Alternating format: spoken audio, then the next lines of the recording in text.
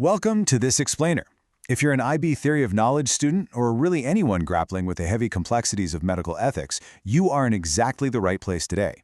We're going to examine a profoundly difficult medical and legal case that tests the absolute limits of professional secrecy against the human duty to prevent harm. The case is known as ABC versus St. George's Healthcare NHS Trust. Now, I want to be super clear right from the jump. What we're looking at today is a genuine ethical dilemma. There is no clean resolution here. There's no obvious good guy, no clear bad guy, and I am absolutely not going to tell you what to think. Instead, we're going to methodically lay out the facts of a tragedy, the legal battle that followed, and the completely impossible choices faced by everyone involved. So, let's just dive right in. We really have to start with a profound question. When exactly does a doctor's duty to keep a secret become a danger to someone else? For centuries, the absolute bedrock of the doctor-patient relationship has been confidentiality, right? A patient has to be able to trust that whatever they tell their doctor, or whatever the doctor discovers, stays in that room. But what happens when keeping that secret directly threatens the life or well-being of another person? Does the duty to the patient override the safety of a third party? To see how this plays out in the real world, we need to understand the medical reality at the very heart of the ABC case.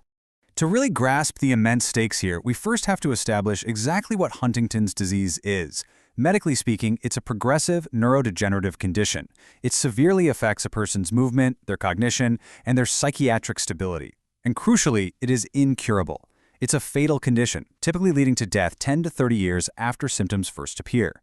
A diagnosis like this is just devastating, not only for the patient, but because of what it implies for their entire family. And this really illustrates why this specific case is so uniquely difficult. And that brings us to the genetics. Huntington's disease is inherited in an autosomal dominant pattern.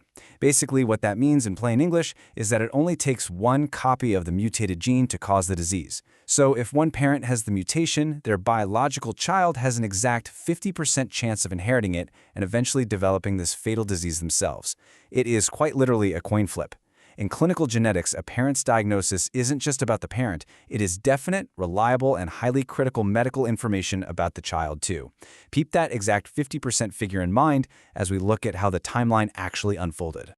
The tragedy of this specific case started back in 2007.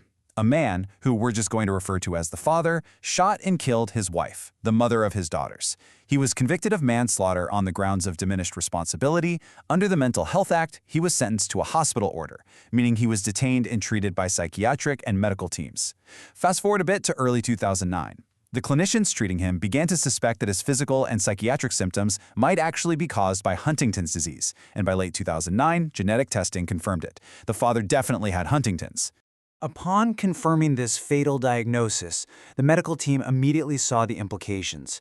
They knew his daughters each had a 50% chance of carrying that same fatal gene.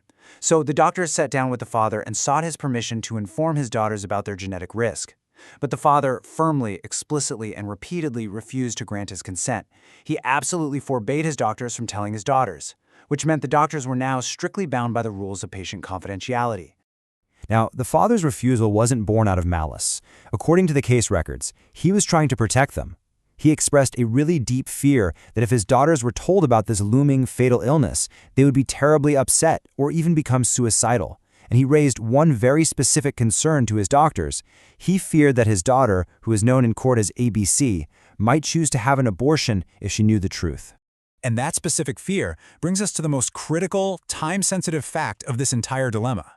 At the exact time the father's diagnosis was confirmed in late 2009, and at the exact time the medical team was keeping the secret to honor his wishes, his daughter ABC was pregnant. She was entirely unaware that she carried a 50% risk of having a fatal, heritable condition. And, by extension, she was entirely unaware that she was potentially passing a 50% risk of that same condition onto the child she was carrying. Because of this enforced silence, the months just ticked by. In April 2010, ABC gave birth to her daughter. A few months later, in late 2010, the secret finally got out, but not because of a deliberate ethical decision. ABC was accidentally informed of her father's disease by a clinician who just made a slip-up. After finding this out, ABC eventually underwent genetic testing herself. And in January 2013, the coin flip landed on the wrong side. ABC was officially diagnosed as carrying the gene for Huntington's disease. In response to all of this, ABC decided to bring a legal claim in negligence against the medical trusts that had treated her father. Her claim rested on one very specific assertion. She stated that if the doctors had breached her father's confidentiality and warned her of the genetic risk, she would have sought genetic testing for herself immediately. And if she had tested positive, she stated she would have terminated her pregnancy. She argued that because she was kept in the dark, she was completely robbed of the ability to make an informed choice about whether to bring a child into the world who might face this terrible disease. So this incredibly complex lawsuit made its way through the legal system, eventually landing at the Court of Appeal in 2017. And it's really important to understand exactly what the court decided here. Crucially, they did not rule that the doctors were negligent. They also did not rule that the father was wrong to withhold his consent. You see, initially, a lower court had actually thrown the case out, arguing there was just no legal basis to sue doctors for keeping a patient's secret. But the Court of Appeal reversed that. They ruled that in the specific context of clinical genetics, the question of whether a doctor owes a legal duty of care to warn a patient's child is arguable. Essentially, they decided the circumstances were so complex and so significant that the case absolutely deserved a full trial to weigh all the evidence. A major factor that led the court to allow the trial was the heavy tension between professional medical guidance and private law. Professional bodies like the General Medical Council already have ethical guidelines stating that a doctor actually may break confidentiality if failing to do so would expose others to a risk of death or serious harm.